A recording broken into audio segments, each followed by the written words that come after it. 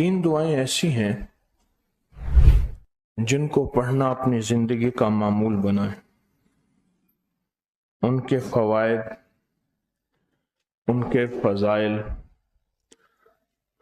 ان کی برکات اور ان کے کمالات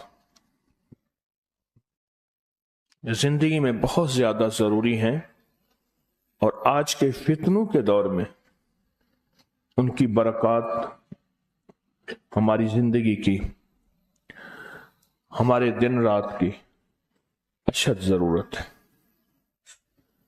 حدیث میں آتا ہے جو شخص نماز فجر کے بعد 3 مرتبہ سبحان اللہ العظیم و بحمدہ پڑھیں، سبحان اللہ العظیم و بحمدہ، سبحان اللہ العظیم و بحمدہ، سبحان اللہ العظیم و بحمدہ، جو پڑھے گا وہ 3 بیماریوں سے محفوظ رہے گا. اندھا نہیں ہوگا، کوڑ جلدی بیماریاں نہیں ہوں گی، اس کو جلد کی کوئی بیماری نہیں ہوگی، معذور نہیں ہوگا، فالج نہیں ہوگا. انسان ساری زندگی ایک دعا کرتا ہے، مولا بستر چارپائی کا محتاج نہ کرنا، کسی بندے کا محتاج نہ کرنا. منجے اور بندے کسی کا محتاج نہ کرنا. جو شخص فجر کی نماز کے بعد، جیسے کہ تسبیح خانے میں اس کا اہتمام اس لیے کرایا جاتا ہے کہ یہ ہماری طبیعتوں، مزاجوں، بولوں اور جذبوں میں آ جائے اور ہم اس کو روزانہ پڑھنے والے بن جائیں اور روزانہ پڑھنا اس کو اپنا معمول بنائیں. سبحان اللہ العظیم و بحمدہ، سبحان اللہ. اور ایک اور حدیث میں ہے کہ 2 کلمے ایسے ہیں جو اللہ کو بہت محبوب ہیں، زبان پر ہلکے ہیں، اعمال میں بہت وزنی ہیں، ترازو میں بہت وزنی ہیں. اور وہ 2 کلمے کیا ہیں؟ سبحان اللہ العظیم و بحمدہ.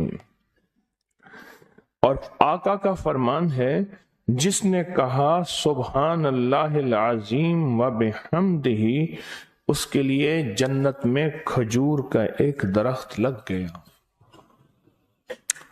اور جس کے لیے لگا تو پھر وہاں جائے گا، کھائے گا. لگا میرے لیے، کھائے کوئی اور.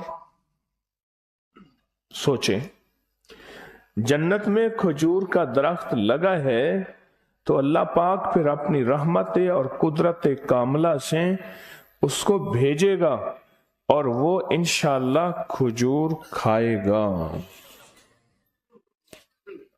یہ دعا اس لیے پڑھتے ہیں، ایک تو بیماریوں سے حفاظت، اندھے پن سے حفاظت، معذوری سے حفاظت، جلدی بیماریوں سے حفاظت. ایک تو اس لیے پڑھتے ہیں، اور ایک اس لیے پڑھتے ہیں کہ اس کے ایک دفعہ پڑھنے سے جنت میں اللہ کھجور کا ایک درخت لگا دیتے. اور سنیں، رسول اللہ صلی اللہ تعالی علیہ وسلم نے فرمایا، جو شخص بھی سبحان اللہ العظیم و بحمدہ ایک دن میں 100 مرتبہ پڑھتا ہے تو اللہ اس کے گناہ مٹا دیتے ہیں، چاہے گناہ سمندر کی جھاگ کے برابر کیوں نہ ہو. ایک تسبیح جو شخص پڑھتا ہے. رسول اللہ صلی اللہ تعالی علیہ وسلم ایک مرتبہ صحابہ سے فرمایا، آپ نے فرمایا کہ سبحان اللہ العظیم و بحمدہ 100 مرتبہ پڑھو. جس نے 1 مرتبہ پڑھا اس کے لیے 10 نیکیاں لکھی جائیں گی، جس نے 10 مرتبہ پڑھا اس کے لیے 100 نیکیاں لکھی جائیں گی، اور جس نے 100 مرتبہ پڑھا اس کے لیے 1000 نیکیاں لکھی جائیں گی. اور جو زیادہ پڑھے گا اللہ رب العزت اسے زیادہ عطا فرمائیں گے، اور جو اللہ سے بخشش طلب کرے گا تو اللہ ضرور اس کو بخشش عطا فرمائیں گے اور اللہ اس کو بخش دیں گے. ایسی طاقتور دعا ہم روزانہ رمضان میں بھی اور رمضان کے بعد بھی. تو کون سی دعا پڑھنی آج کے بعد؟ سبحان اللہ العظیم و بحمدہ. کیا پڑھنا؟ یہ دعا روزانہ کو اپنے معمولات میں، اپنی تسبیحات میں، اپنے معمولات میں، اپنی عادت اور عبادت میں شامل کر لیں تو انشاءاللہ فائدہ، نفع اور بہت زیادہ. ایک اور دعا ہم پڑھتے ہیں، اللہم اجرنا من النار. اچھا، اپنی ذات کے لیے اکیلے پڑھیں تو اللہم اجرنی من النار. اگر مجمع کے لیے اکٹھا پڑھیں تو اللہم اجرنا من النار. فرمایا حدیث میں ہے کہ جس شخص آپ ایک دفعہ فجر کی نماز سے فارغ ہوں تو کسی سے بات کرنے سے قبل اللہم اجرنا من النار، اے اللہ مجھے آگ سے بچا لے، پڑھ لیں تو فرمایا اگر اس دن اس کو موت آ گئی تو اللہ اس کو آگ سے بچائے گا. اور جو مغرب کی نماز کے بعد پڑھے گا، مغرب کی نماز کے بعد، تو اللہ پاک اگر اس کو موت آ گئی تو اسی رات اس کو اللہ پاک آگ سے بچائیں گے، آگ سے. اور حدیث میں آتا ہے جب تم فجر کی نماز پڑھو، فارغ ہو جاؤ تو یہ دعا 7 مرتبہ پڑھو. کون سی دعا؟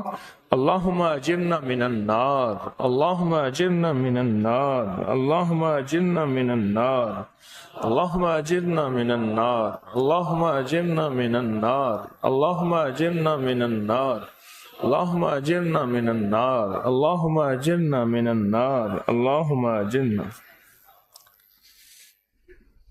یہ دعا بخار کا بہت زبردست علاج ہے، جس کو بخار نہ چھوڑتا. یہ دعا ہائی بلڈ پریشر کا زبردست علاج ہے. یہ دعا غصے کا علاج ہے.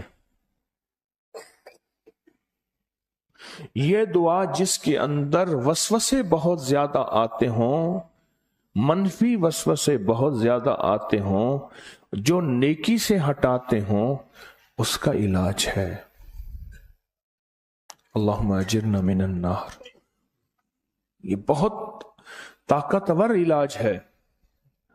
جس کا بلڈ پریشر ہائی رہتا ہو، جو بہت زیادہ ہر وقت غصے میں رہتا ہو، جس کا جسم بہت گرم رہتا ہو. جیسے رات ایک صاحب کہنے لگے کہ مجھے گرمی میں سے خوف آتا ہے، سردی میں مجھے راحت ملتی ہے.